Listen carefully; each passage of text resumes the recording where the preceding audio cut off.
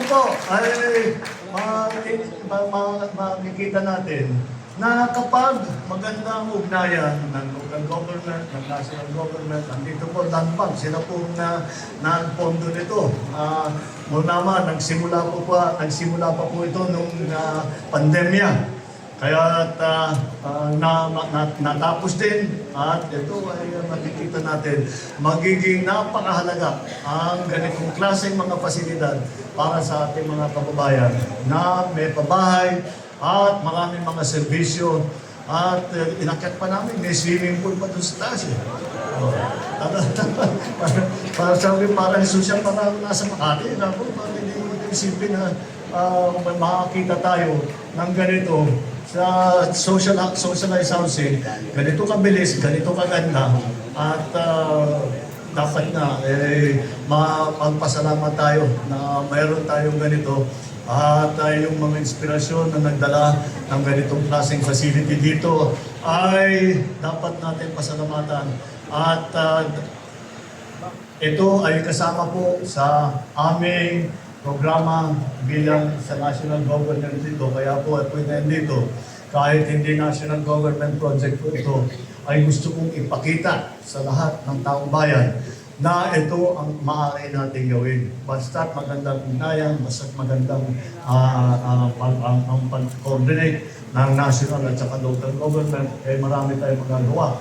Ito, local government pa lang, ang pinagsama mo pati, yan na nga, yung mga funding, yung mga pondo, ang nagagaling sa national government, yan po, ay makikita po ninyo, ay napakalaki ang magiging benepisyo sa ating mga kababayan. Kaya po, ay congratulations po sa inyo lahat, sa lalo na yung mga maninirahan dito sa napakaganda na San Lazaro Residence dito po Santa Cruz. Kaya alam niyo po, ito po ay naalala namin lagi yung housing dahil kawawa rin ang ating mga kababayan na kulang-kulang yung housing. Pinaalala sa akin ni John May, yung housing dito, yung luma dito, bliss pa ito. Yung mga bata, hindi na nila alam yung bliss. Tinayo ng mother ko, si Imelda yan. Panahon pa ng mother ko yan.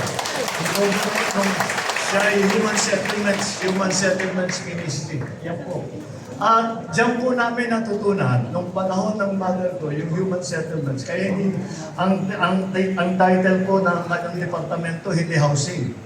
Ang departamento was at the time, at saka balik, is gumagawa sila, hindi lamang nagpapatayo ng bahay, kung hindi isang komunidad. Kaya Human Settlements. Dahil tama rin naman. Hindi ko kasi dahil maglalagay ka ng ilang bahay sa bundok, wala namang trabaho, wala nang walang palengke, walang simbahan, walang eskwelahan. Mahirap. Walang pupunta ron, walang titira doon. Kaya ganitong housing na ito, ganun din ang pag-iisip na kumpleto na. It is not just a unit, kung hindi ito ay isa pa rin ay kasama sa community. Binubuo ang isang community. Ginawa ngayon dito sa Maynila, binuo yung isang community dito sa isang building. Congratulations sa Lungsod ng Maynila. Congratulations sa lahat ng magiging beneficiary dito sa magandang programa pagkaroon ng proyekto na ito. Maraming salamat sa inyo. Magandang tanghali at saka pwede na yata. Merry Christmas po. Merry Christmas. Maraming salamat po, mahal na Pangulo. At sa puntong ito, dadako na po tayo sa ceremonial raffle of units na ating ipamamahagi ngayong araw. Hinihiling po natin sa ating mahal na Pangulo na pangunahan ito. Inaanyahan din po natin sina Mayor Isko at Vice Mayor Chi Atienza na samahan ng ating mahal na Pangulo.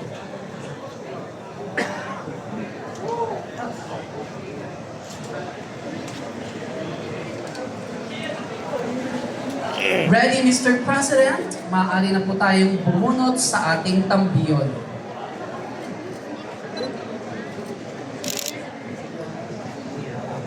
At ang unang makakatanggap ng isang unit dito sa San Lazaro Residences ay si Rainan Melka La Chica. Congratulations, Raina. 711 Delpan Street, Barangay 273. Dito lang. Good deal po, no? Opo. Ang ikalawang makakatanggap ng unit,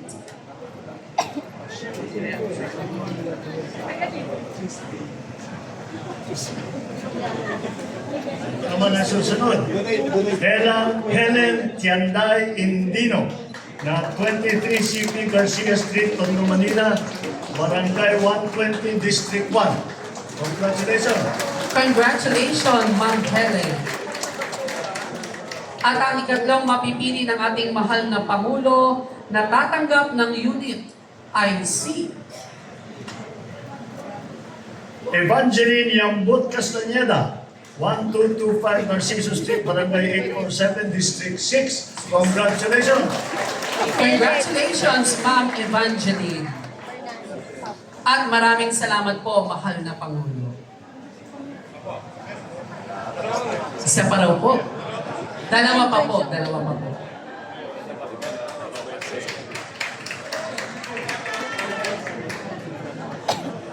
Ang susunod naman ay si Francis Danabar San Andres, 1554 G. Tuason Street, Sampaloc, Manila.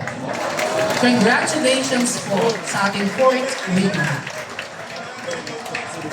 At ang panglimang mananalo ng unit mula sa San Lazaro Residences,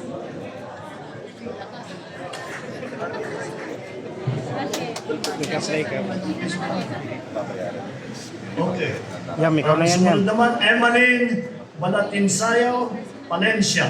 Number 30, 815 Aguado Street, San Miguel. Barangay 642.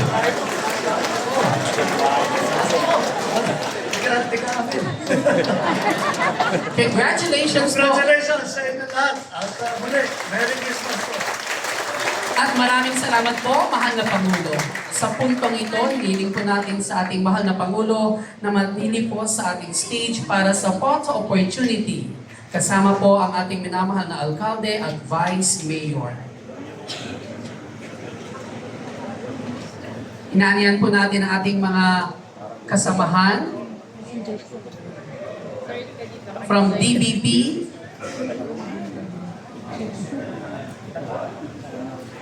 Oh, yeah. inanihan po natin ang ating mga pining national and LGU officials na magtungo sa stage.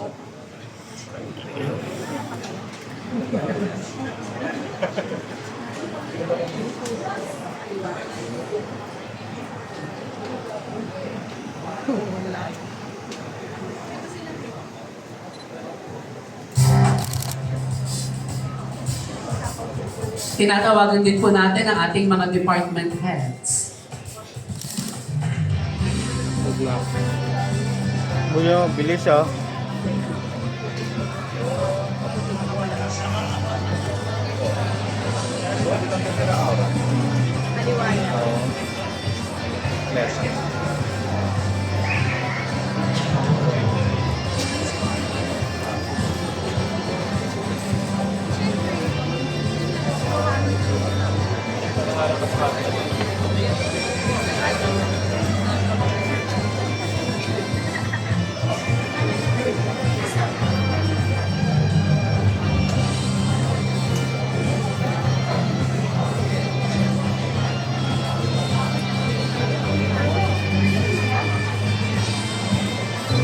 Maraming salamat po sa ating mga department heads.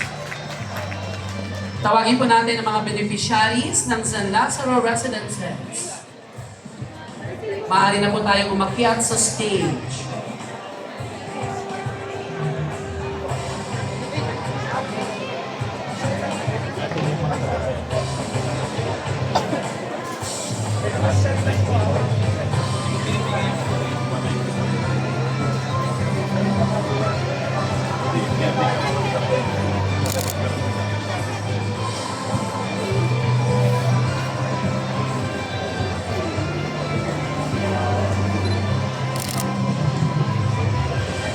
Maraming salamat po sa ating beneficiaries maaari na po tayong lumabas sa stage. At maraming salamat po, mahal na Pangulo.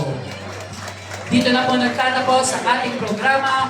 Muli, maraming salamat po sa ating mahal na Pangulo sa pangunguna sa inauguration of the San Lazaro Residences. Muli mga kababayan, ang Pangulo ng Republika ng Pilipinas, His Excellency Ferdinand R. Marcos Jr.